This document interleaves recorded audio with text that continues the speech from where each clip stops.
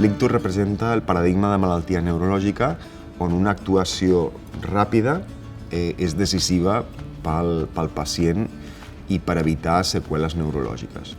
Les infermeres són claus en l'atenció dels pacients amb ictus perquè aconsegueixen estalviar molt de temps en el procés diagnòstic, és a dir, fem una preparació molt ràpida d'aquests pacients que aniran cap a rajos, que és on es farà el triatge, ja des d'un bon inici, perquè tenim la infermera gestora d'urgències, que és la primera que rep l'alerta del servei d'emergències mèdiques a través d'una trucada telefònica i serà l'encarregada d'activar la resta de participants que atendran aquest pacient. En el servei de radiodiagnòstic, com que volem anar molt ràpid per fer tot aquest procés, l'exploració que es fa és dintre del TAC, a l'escàner. Primer, per avaluar què és el que tenim, que realment no hi hagi altres causes que puguin produir aquesta clínica, com pot ser un tumor, i excloure hemorràgies. El següent pas és posar contrast i veure com estan els vasos per dins, al coll, a dins del cap, i veure si hi ha algun vas tapat.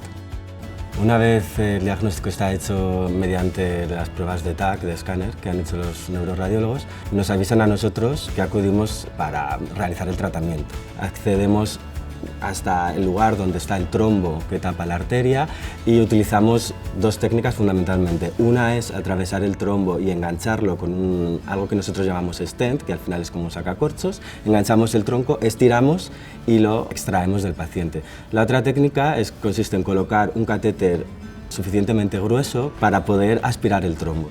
Escurçar aquest temps i coordinar totes aquestes persones i recursos en un ambient com urgències on sol estar ja saturat de persones amb dificultats moltes vegades per atendre a tothom, doncs és un repte enorme.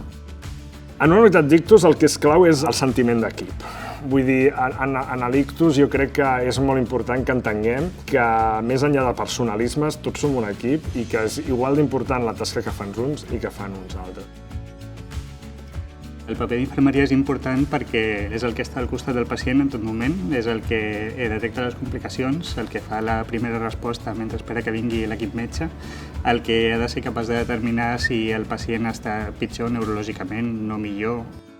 En casos molt seleccionats, els malalts poden rebre una atenció especialitzada postalta sense requerir ingrés hospitalari i amb un termini màxim d'una setmana fer certes exploracions complementàries, com ara una ecocardiografia, una ressonància magnètica i veure un especialista de neurologia al cap d'una setmana. Això és útil perquè permet, per una banda, pel pacient, passar la fase aguda de l'ictus a casa seva, amb molt més confort, i també permet al pacient rebre aquesta atenció especialitzada sense tenir que quedar-se a l'hospital, cosa que el malalt sovint ho prefereix.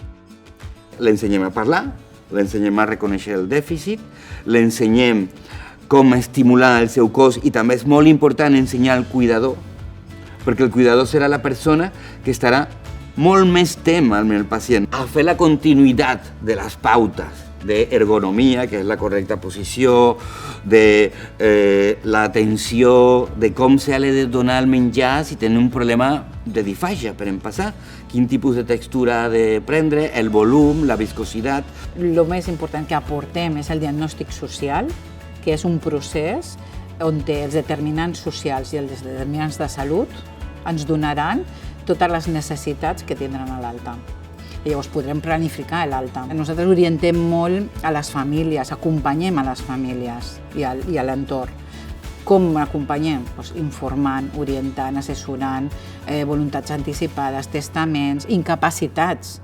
Des de l'any 2000 va haver un gran avenç que era el tractament endovenós per dissoldre el coall, la trombolisis. Això va suposar un canvi radical perquè assimilava d'alguna manera l'ictus a l'infart de miocardi. A l'Hospital de Sant Pau tenim una tecnologia molt bona, molt innovadora, i a més tenim la sala del biplà, on disposem del TAC i de la sala d'intervencionisme que estan conjuntes. El TAC es pot desplaçar d'una sala a una altra i tot el procés del diagnòstic i del tractament del pacient es pot fer en un mateix lloc i d'una manera molt més ràpida. Sant Pau és un referent europeu en el diagnòstic i el tractament de l'ictus. És punter en algunes àrees concretes, com l'hemorràgia cerebral o el tema de l'ateromatosis carotídia, que és una de les causes freqüents d'ictus. L'ictus té un impacte socioeconòmic enorme, no només en el nostre medi, sinó a nivell mundial. Per tant, qualsevol cosa que aconseguim descobrir i que millori el pronòstic dels nostres pacients, això ja sabem que tindrà un impacte social i econòmic, no només en el nostre entorn, sinó a nivell global. L'altre punt de recerca clau és l'hemorràgia cerebral. L'hemorràgia cerebral representa aproximadament entre el 15 i el 20% del total dels ictus, és menys freqüent però és molt més greu. S'associa amb taxes de mortalitat i de mal pronòstic funcional molt més elevat que l'ictus isquèmic. Si no actues sobre tot el sistema, incloent l'educació de la població, moltes vegades et quedes curt. Cuidar el cervell comença des de la infància, no comença quan ets gran.